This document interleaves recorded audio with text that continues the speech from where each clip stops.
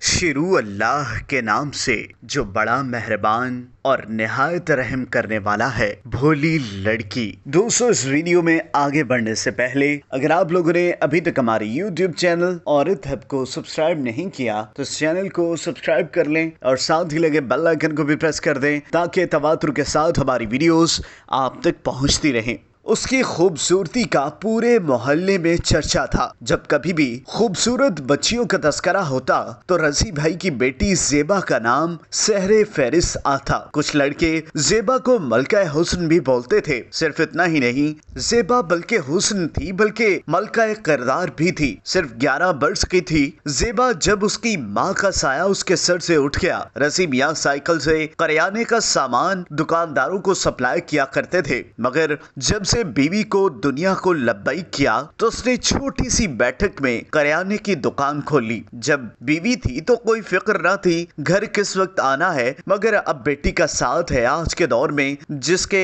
घर बेटी हो वो भी बगैर माँ तो बाप को बहुत सोच समझ के कदम रखना पड़ता है। रफ्ता रफ्ता बेटी 18 साल पार कर चुकी थी। ज़ेबा ने एक माँ का किरदार अदा किया, जैसे एक माँ अपने घर का ख्याल रखती है। रजी को अपनी बेटी पर फख्र था। उन्हें अपनी बेटी को देखकर खुद पर बहुत रश्क होता था। रजी भाई की यही तमन्ना थी कि कोई मुनासिब रिश्ता मिल जाए ताकि अपनी बेटी के हाथ पीले कर सके। आजकल किरदार को कम, दौलत को ज्यादा अहमियत देते हैं। रजी भाई ने कुछ पैसे जोड़ रखे थे, मगर बीवी की बीमारी में एक एक पैसा खत्म हो गया था। थोड़ा कर्ज भी हो गया था जो उन्होंने रफ्ता रफ्ता सब चुका दिया। एक दिन उनके पड़ोस में से अरशद भाई उनके पास आए, सलाम दुआ हुई और फिर जिक्र छेड़ा, बेटी के हाथ पीले कब हो रहे हैं। रजी भाई ने एक लंबी सांस ली और अरशद भाई की तरफ देखा और बोले, कौन बाप ऐसा है जो अपनी बेटी को रुखसत नहीं करना चाहता, मगर भाई देने के लिए कुछ हो तो सही। रजी की बात सुनकर अरशद भाई बोले, दुनिया में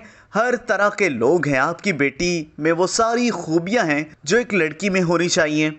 एक लड़का है मेरी नजरों में, बहुत नेक है, नमाज रोजे का पाबंद है, मगर पैसे वाला नहीं है। किराए का ऑटो चलाता है, वालदैन का इंतकाल हो चुका है, एक छोटा सा मकान है, मगर इतना कमा लेता है कि अपनी बेटी को वो सब कुछ देगा जो कि वो बीवी का हक होता है। अगर तुम कहो तो मैं बात करूं, मेरी पूरी गारंटी है इसके अच्छे किरदार की। रजी भाई ने कुछ देर न लगाई और हाँ कह दिया। देखते देखते बेटी की रुखसती हो गई। वक्त गुजरता गया और 5 बरस गुजर गए। ज़ेबा को इन 5 सालों का पता भी ना चल सका। ज़ेबा ने भी बीवी का फर्ज अदा करने में कोई कसर न छोड़ी। अब वो 2 बच्चों की माँ भी बन चुकी थी। अब बेटा 3 साल का, बेटी 1 साल की थी, मगर आज भी ज़ेबा उतनी खूबसूरत लगती थी कोई इतना सोच भी नहीं सकता। ज़ेबा ने सोचा कि बच्चों की पैदाइश पर कुछ गरीब बच्चों को खाना खिलाएगी। उसने अपने शोहर के सामने अपनी ख्वाहिश रखी तो शोहर ने हाँ करने में लम्हा नहीं लगाया, बल्कि उसे अच्छा लगा। उसके शोहर ने एक दिन पहले घर के पीछे झुग्गी में रहने वाले बेहद गरीब लोगों की गिनती करके हिसाब लगाया कि कितना खाना बनाना चाहिए। अगले दिन खुद ज़ेबा ने खाना बनाया और शाम को उसका शोहर खुद झुग्गियों में जाकर तकसीम करके आया। उसके बाद कुछ खाना बच गया। ज़ेबा के शोहर ने कहा, यहाँ से कुछ किलोमीटर की दूरी पर फ्लाईओवर के नीचे रात में कुछ गरीब लोग रात बसर करने आते हैं, मैं ऑटो से जाकर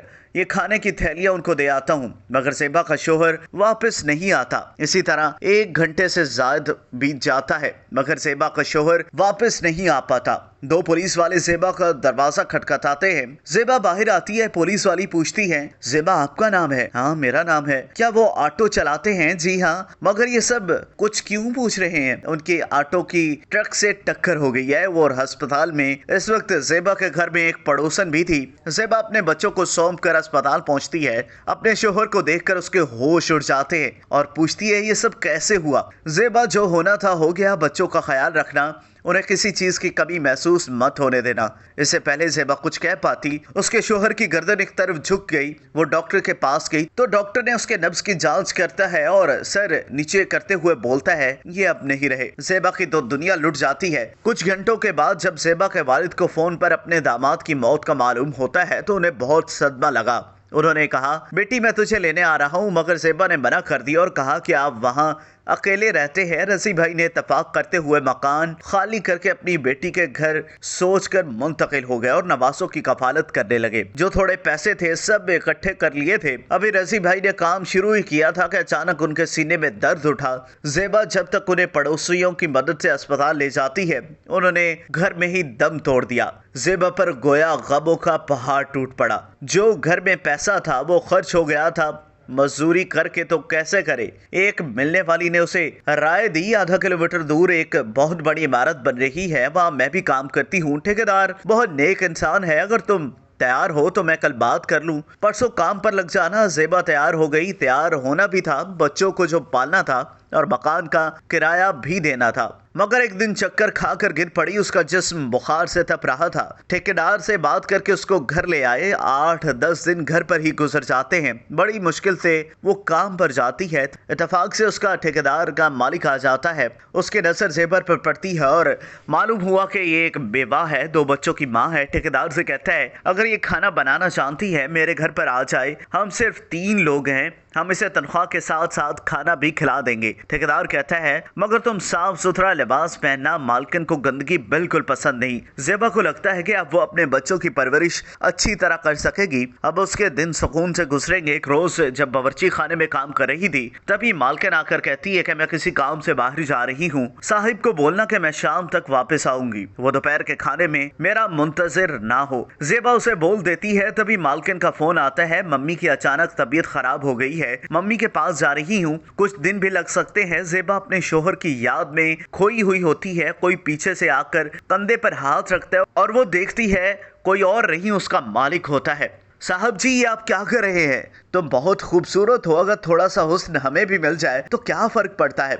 ज़ेबा ने एक तमाचा उसके गाल पर रसीद किया। साहब हम गरीब हैं, और अपने दोनों बच्चों को लेकर चलने लगी। अपने घर के लिए कोई और नौकरानी ढूंढ लेना। मालकिन ने कहा, तुझे इस थप्पड़ की कीमत चुकाना होगी, तुझे एक दिन मेरे पास आना पड़ेगा। 2 दिन गुजर गए। घर में जो था खत्म हो गया। लाख कोशिश के बाद कुछ इंतजाम ना हो सका। माँ की ममता तड़पने लगी। शाम आ गई। बच्चों की भूख की शिद्दत हद से ज्यादा बढ़ गई। करे क्या न करे, समझ से बाहर था।